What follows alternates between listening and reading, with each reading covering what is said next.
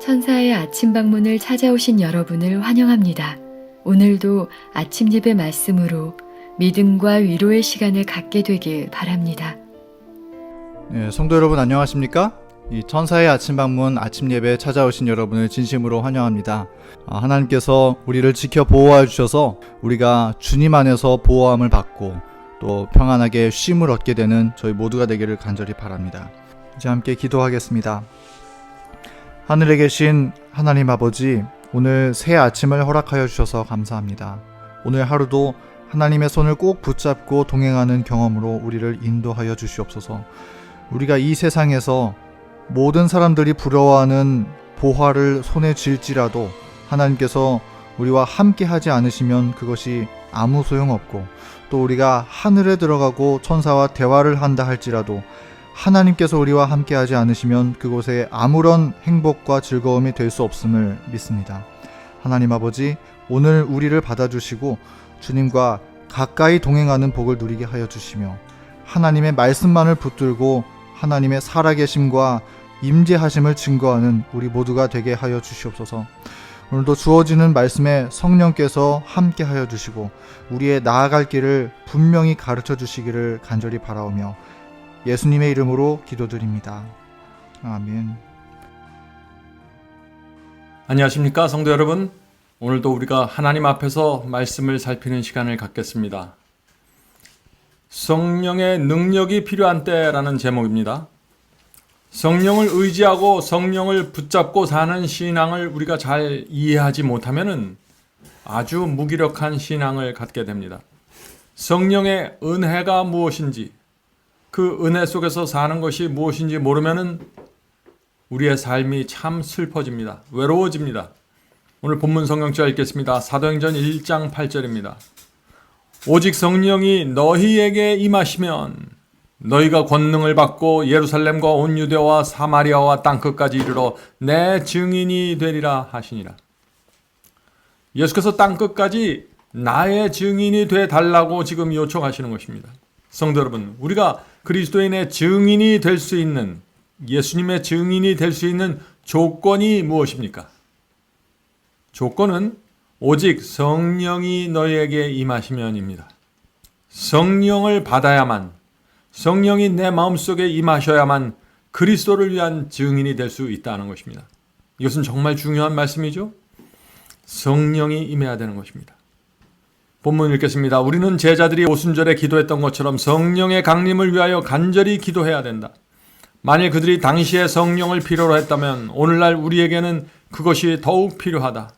온갖 거짓 교리와 이단과 속임수들이 인간의 마음을 미혹하고 있다. 자, 여기 나에게, 만일 우리에게 성령이 결핍되면 어떤 일이 생길까요?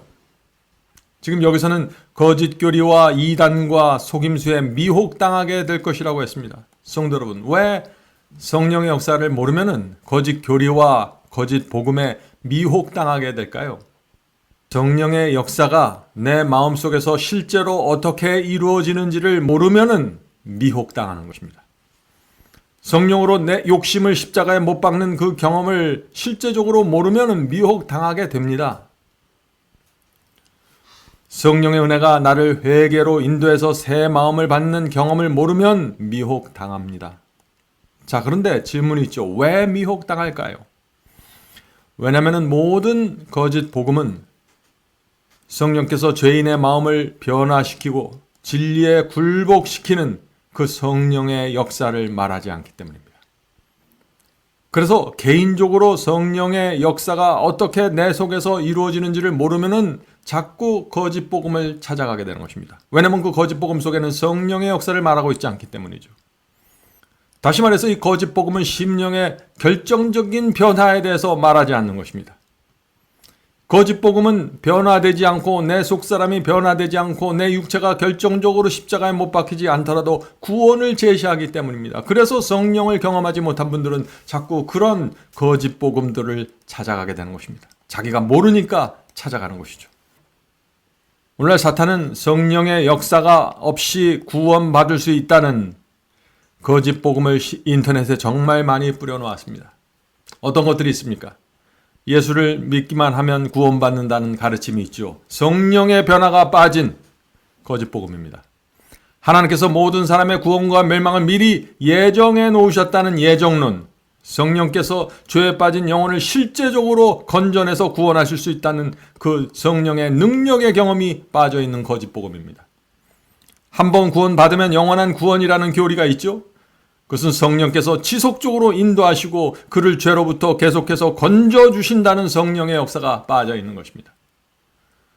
성도 여러분, 우리가 정말 성령께서 내 마음에서 어떻게 역사하시는지를 알면은 오늘날 기독교에 널려져 있는 그런 거짓 복음을 결코 받아들일 수가 없습니다. 왜냐하면 그런 거짓 복음들이 내 마음에서 실제적으로 일어난 변화의 경험과 너무나 다르기 때문이죠.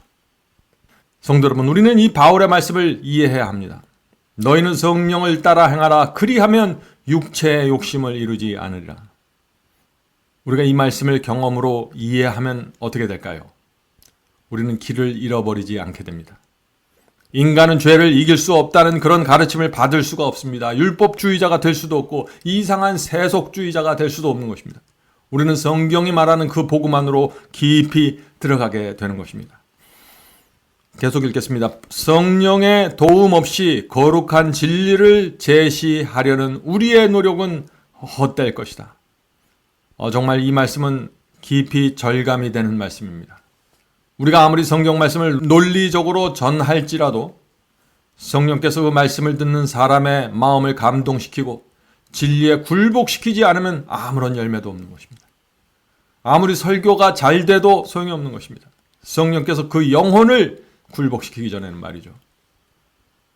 그래서 말씀을 나누는 이 설교자들은 성령께서 역사하실 수 있는 설교를 해야 한다는 고민을 갖게 되는 것입니다. 자, 오순절에 사도들이 설교했을 때 그 당시 백성들의 반응이 어땠습니까? 사도행전 2장 37절에 그 말씀이 있죠. 사도행전 2장 37절. 저희가 이 말을 듣고 마음에 찔려 베드로와 다른 사도들에게 물어 가로되 형제들아 우리가 어찌할꼬 하거늘. 이것이 하나님의 말씀을 들었을 때 당연히 나타나야 될 반응입니다. 우리 마음에 찔림을 받고 주여 제가 어떻게 하면 구원을 받을 수 있습니까? 라는 고백이 나오는 이런 설교와 이런 말씀을 들어야 하는 것입니다. 그런 말씀이 우리를 구원의 길로 인도하는 말씀입니다. 진짜 복음입니다. 다음 말씀 읽겠습니다. 누구든지 생수를 마시면 그것은 그 속에서 영생하도록 솟아나는 샘물이 될 것이며 그 축복은 자신에게 국한되지 않고 다른 사람들에게 나누어질 것이다. 먼저 내 속에서 생수를 마시는 경험이 있어야만 다른 사람들에게 생수가 흘러나갈 수 있다는 것이죠. 자, 성경 말씀은 생수입니다. 생명수입니다. 그런데 모든 사람에게 있어서 이 말씀이 생수가 되는 것은 아닙니다. 어떤 사람은 성경을 아무리 읽어도 생수가 되지 않습니다.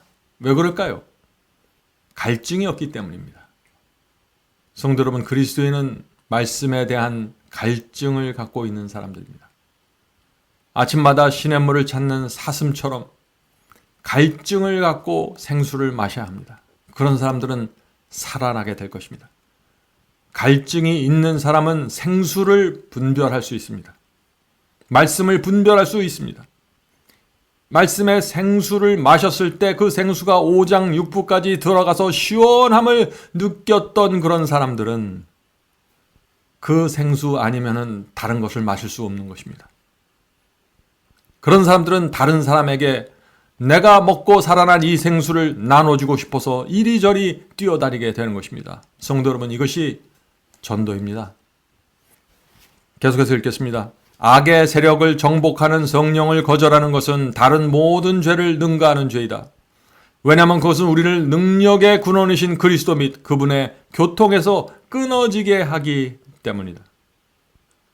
성도 여러분, 성령을 거절하는 것이 왜 다른 어떤 죄보다도 크다고 말씀하셨을까요?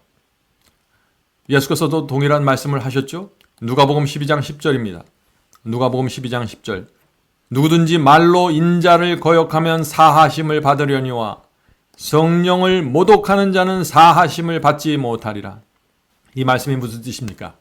유대인 중에서 나사렛 예수가 하나님의 아들이라는 사실을 분별했던 사람들이 얼마나 많이 있었을까요? 대부분의 사람들은 예수님을 알아보지 못했습니다. 허름한 옷을 입고 먼지 나는 유대 땅을 다니는 한 사람이 있는데 그분이 하나님의 아들이라고 알아본 사람들이 얼마나 있었을까요? 많지 않았을 것입니다. 그러나 예수께서 말씀을 선포하셨을 때는 다릅니다. 예수께서 설교를 하셨을 때 성령께서 듣는 자들의 마음에 역사하셨습니다. 진리를 받아들이라고 호소하셨습니다. 그때 성령의 역사가 이루어지는 것입니다.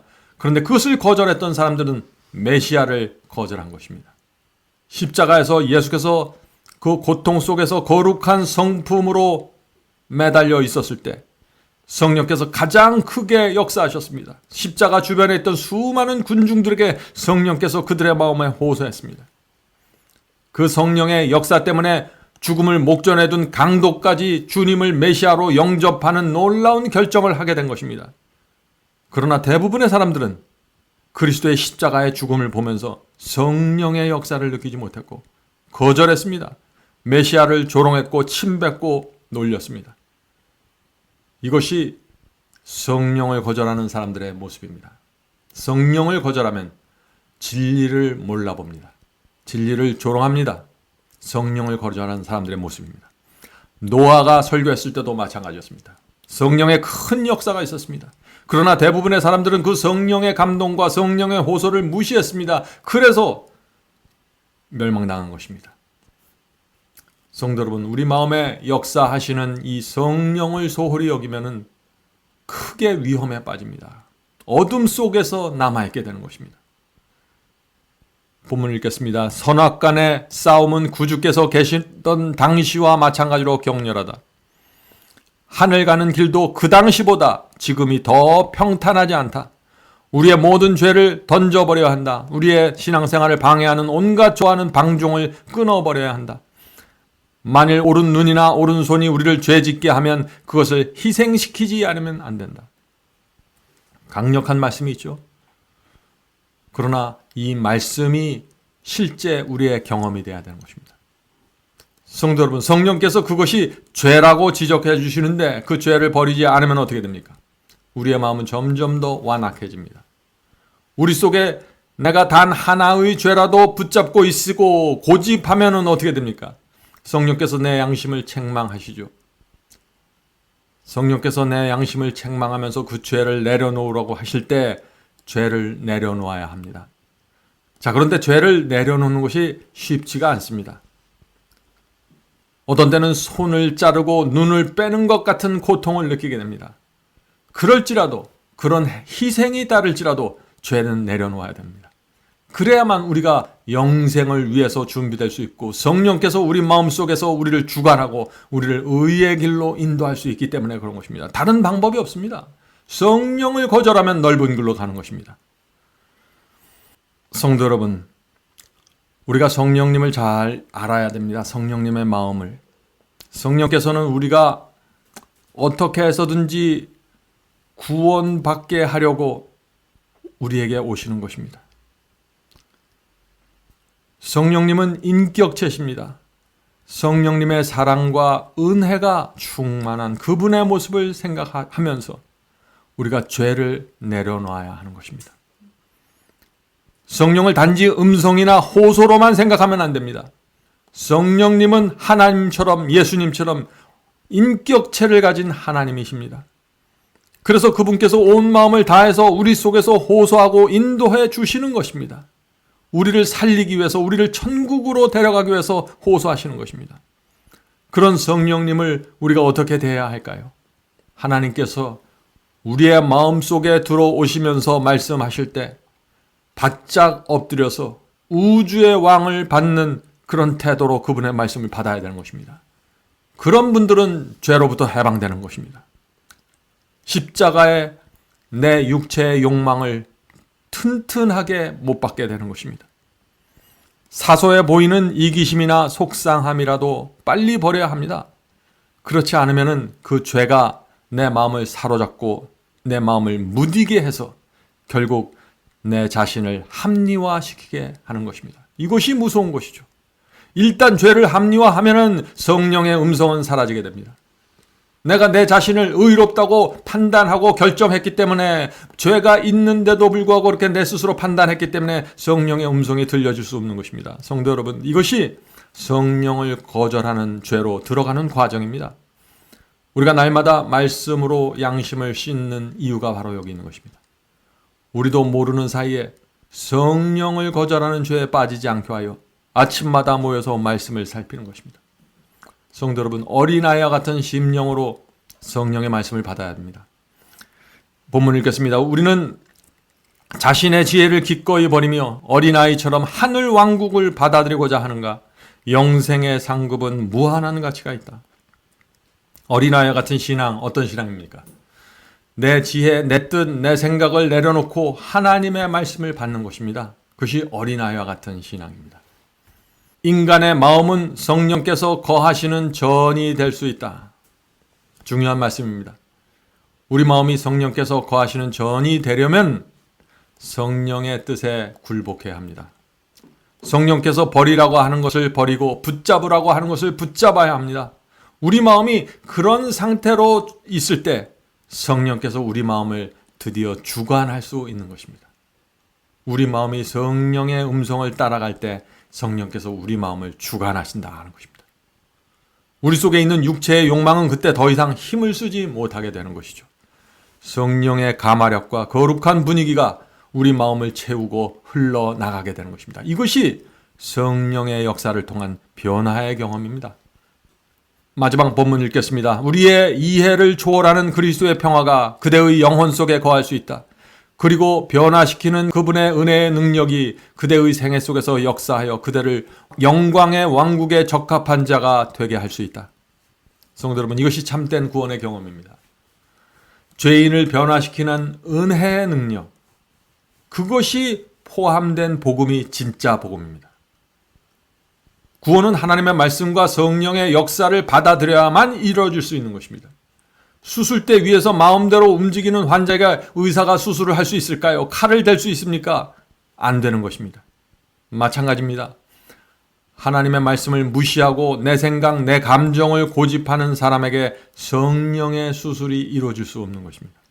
성도 여러분, 오늘도 성령께서 우리를 반드시 찾아오실 것입니다. 여러 번 찾아오실 수 있습니다. 오셔서 우리에게 말씀하시고 가르쳐 주실 때 어린아이처럼 그 말씀을 받고 성령께서 내 속에 들어오셔서 우리를 주장할 수 있게 하시도록 허용해 드리게 되길 간절히 바랍니다. 이제 기도하겠습니다. 하늘에 계신 아버지, 저에게 성령을 보내주셔서 감사합니다. 성령께서 저에게 오실 때 마음을 열고 성령께 굴복하고 성령을 저희 마음의 성전의 보좌에 앉을 수 있도록 저희가 굴복하게 도와주시옵소서. 하늘에 계신 아버지, 성령께서 정말 사랑과 은혜로 우리에게 오신다는 사실 잊지 않도록 하여 주시고 그분께서 말씀하실 때 그 말씀을 존절히 받을 수 있도록 도와주시옵소서. 하늘에 계신 아버지, 오늘도 이 자리에 모여있는 성도들에게 함께 하시고 복을 주시고 건강을 붙잡아 주시고 죽어가던 세포 속에 생기를 불어넣어 주셔서 다시 살아날 수 있도록 도와주시고 남은 생애 동안 정말 주님을 위해서 영광을 돌리는 그 살아있는 그리스도인으로 살기를 원하오니 도와주시옵소서. 하늘에 계신 아버지, 이 세상이 어렵고 고달퍼도 성령을 붙잡고 살게 인도해 주시옵소서. 예수님의 이름으로 간절히 기도드립니다. 아멘.